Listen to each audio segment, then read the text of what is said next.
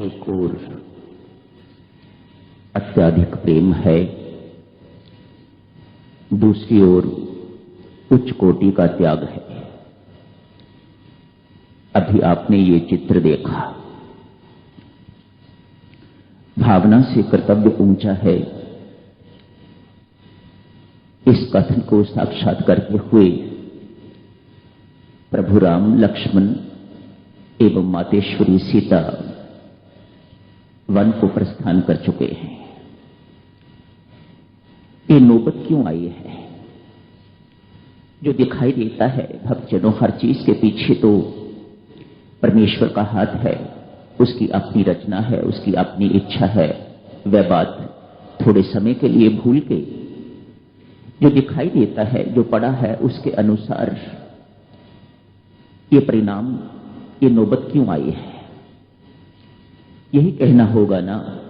कोई कितना भी धैर्यवान क्यों ना हो, कोई कितना भी नित्यज्ञ क्यों ना हो, सदाचारी क्यों ना हो, गुरु भक्त भी क्यों ना हो, विद्वान क्यों ना हो, ज्ञानी क्यों ना हो, धर्माचरण भी करने वाला क्यों ना हो, बहुत कुछ जानने वाला भी हो, सब कुछ जानने पहचानने वाला हो, अनुभवी हो, सब कुछ भी हो, पर यदि कुसंग की घड़ी उसके ऊपर आ जाती है तो वह बच नहीं सकता। ये कुसंग थोड़ी देर के लिए अपना रंग, थोड़ी देर के लिए रह के अपना रंग चढ़ाए बिना नहीं रहता। इस कुसंग के कारण ही ये सब कुछ हुआ है। मंथरा के कुसंग ने मां कैकेयी की बुद्धि को भ्रष्ट कर दिया है, परिवर्तित कर दिया है, विकृत कर दिया है। मां कैकेयी स्वभाव से इस प्रकार की नहीं,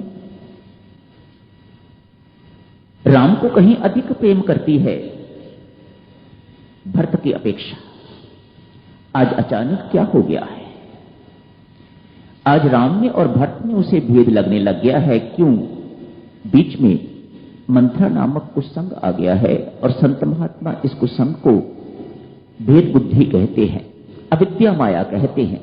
ये बीच में आ गई है, और इसमें आके तो दोनों में भेद डालने के लिए, दोनों में पृथकत्व डालने के लिए, अलगत्व डालने के लिए कुछ न कुछ छू मंत्र कर दिया है। दीक्षा दे दी है। कैकेयी को अपना अपना ही होता है और पराया पराया ही होता है। कैकेयी को दीक्षित कर दिया है। इससे पहले, दीक्षित होने से पहले अपना काम तो वह करती जा रही है। जैसे ही वह महल में प्रवेश करती है, कैकेयी सोई हुई है। जाके बहुत कुछ बताती है उसे, उठ, नहीं तो जिंदगी भर सोई रहेगी, इत्यादि इत्यादि। जैसी महिलाएं बातें करती हैं वैसी ही उसने भी बात करी। कोई उस वक्त उसके ऊपर भी तो कोई बैठा हुआ है, उसको भी चलाने वाला। संभवतः करेंगे चर्चा इस बात की भी, कौन है सूत्रधार इस सब चीज के पीछे। मंथरा को कहती है कि कई खबरदार, यदि इससे आगे बोली तो मैं तेरी जबान काट दूंगी। मंथरा मन ही मन कहती है, यदि मैंने अपनी जबान तेरे मुख में न डाल दी तो मैं मंथरा नहीं। और वही उसने किया, अपनी जुबान उसने कैकेयी के मुख में डाल दी।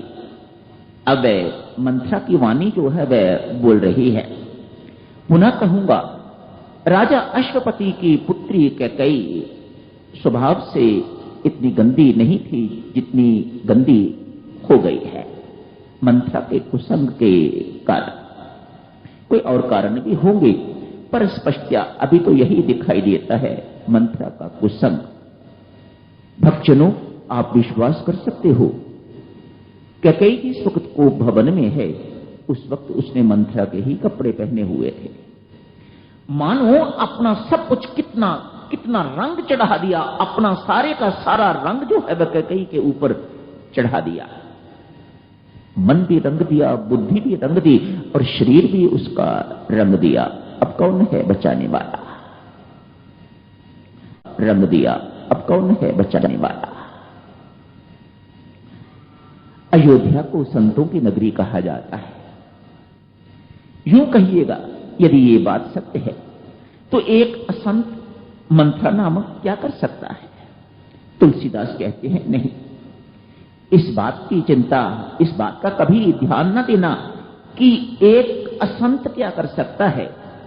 वह उदाहरण देते हैं 5 बातों के लिए। इनको कभी जिंदगी में छोटा नहीं मानना, रोग को कभी छोटा नहीं मानना, पाप को कभी छोटा नहीं मानना, अग्नि को कभी छोटा नहीं मानना, रोग को कभी छोटा नहीं मानना, शत्रु को कभी छोटा नहीं मानना, एवं सांप को कभी छोटा, बिच्छू को कभी छोटा नहीं मानना। ठीक इसी प्रकार से मंथरा भले ही सारी अयोध्या में एक ही असंत है, पर उसने अपना काम तो करके दिखा दिया, उसने अपनी असंताई जो है दिखा दी। कभी ऐसा नहीं मानना। आखिर क्या किया है उसने? पुनः आपको याद दिला दूं, ये भेद बुद्धि जो है वह थोड़े समय के लिए उदाहरणों से स्पष्ट करता हुआ आपकी सेवा में इस प्रकार से कहता हूं। जैसे यूं कहें, हम हांसी के हैं, ये दिल्ली के हैं, हम जालंधर के हैं, ये कलकत्ता के हैं। इसे भेद बुद्धि कहा जाता है। हम इनकी सहायता क्यों करें, हम इनके साथ क्यों बोलें? ये बोलें जो अपने साथ लाए हुए हैं, वह बोलें इनके साथ, हम तो जो अपने हैं उनके साथ बोलेंगे। ये भेद बुद्धि है। भक्तजनों, इनसे कोई फर्क नहीं पड़ता। मैं आपको एक बिल्कुल जीवंत उदाहरण इस प्रकार की दे रहा हूं ताकि ये बात, हम सबकी बात समझ में आ जाए। इससे कुछ फर्क नहीं पड़ता। तो परमात्मा का काम है, कोई पढ़े कोई ना पढ़े, किसी के साथ पढ़े किसी के साथ ना पढ़े, किसी का बिगाड़े कुछ, कोई फर्क नहीं पड़ता। ये परमात्मा का काम है, ये तो होके रहेगा। आप किसी को ऊंची आवाज दो, किसी को नीची आवाज दो, किसी को खराब आवाज दो, इन बातों से कुछ फर्क नहीं पड़ता। पर एक बात तो स्पष्ट होनी चाहिए, भाई आपके अंदर इस वक्त मंत्रा सक्रिय है और कुछ ना सही। इस बात से कोई फर्क नहीं पड़ता। ये तो परमात्मा का काम है, इसे कोई रोक नहीं सकता, कोई माई का लाल नहीं रोक सकता, ये तो चलता रहेगा। लेकिन आपको ये बात स्पष्ट होनी चाहिए, ये करने वाले को, ये सोच विचार करने वाले को ये बात स्पष्ट होनी चाहिए। महाराज, आपके हृदय में इस वक्त मंत्रा बैठी हुई है, आपके भेद बुद्धि बैठी हुई है, आपके इससे बचना है। अविद्या माया इसे कहते हैं भक्तजनों। इसका काम ही यही है। शूर्पणखा का भी यही काम है। वह सीता और राम को अलग करना चाहती है। रावण में भी ये बुद्धि स्वभावतः पाई जाती है, इसलिए वह सीता को चुरा के राम से अलग करके ले जाता है। मंथरा में भी ये बुद्धि बड़ी प्रचुर मात्रा में पाई जाती है। कैकेयी संस्कार यदि यूं कहिएगा, अपने पिता के लेके आइए, रात को करेंगे। भक्तजनों, ये बात कैकेयी की मां भी बिल्कुल कैकेयी की तरह ही थी।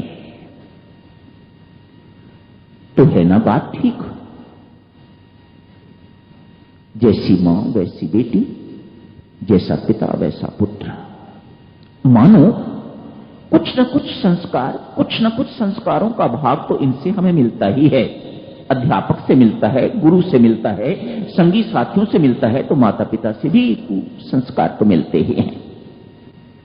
कैकेयी के पिता तो राजा अश्वपति हैं, जिससे संत महात्मा भी ब्रह्म विद्या सीखने के लिए जाते हैं। उपनिषदों में कथा आती है इस प्रकार की। लेकिन ये कुसंस्कार कहां से आया होगा? स्पष्ट है, कहीं ना कहीं से कुसंस्कार तो इस हृदय में आया ही है, पड़ा ही होगा, तभी ये जागृत हुआ है और तभी ये फलीभूत हुआ है, तभी इसने ये कुकर्म, तभी ये उसने अनर्थ करके दिखाया है। कहते हैं कुसंस्कारों से सदा हर एक को डर के रहना चाहिए, इसीलिए चित्त की महिमा गाई जाती है। इसलिए कहते हैं भाई, जब तक चित्त की शुद्धि नहीं होती तब तक साधना जो है वह ऐसे ना समझो कि वह सफल हो गई है। चित्त वृद्धि निरोध, महर्षि पतंजलि इस पर बल देते।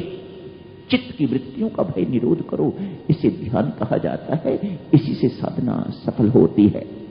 कहीं न कहीं कैकेयी के अंतःकरण में इस प्रकार का कुसंस्कार पड़ा हुआ है, जिसका फल आज हमें देखने को मिल रहा है। ये कुसंस्कार अवसर ढूंढते हैं। जैसे ही इनको अवसर मिलता है, आपको बहुत ऊंचाई पर गए हुए भी नीचे गिरा के रख देते हैं। इसी को वासना कहा जाता है, इसी को कुसंस्कार कहिएगा, जो मर्जी कहिएगा।